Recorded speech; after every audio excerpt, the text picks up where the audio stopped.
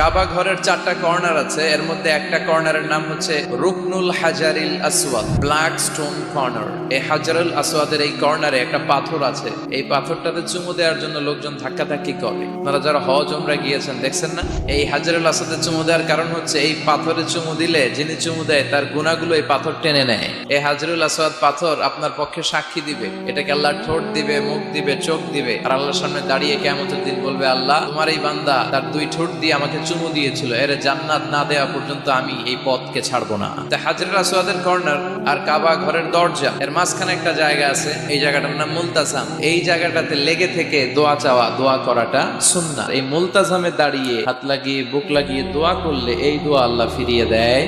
এই দোয়াটা কবুল করে নেয় কে? সাহাবারা এটা করতেন। কিন্তু এই মুলতাজামে তো সহজে জায়গা পাওয়া যায় না, লক্ষ লক্ষ হাজী সাহেব মুআতামিরুন উমরাকারীরা ধাক্কাধাক্কি করে ওই জায়গায়।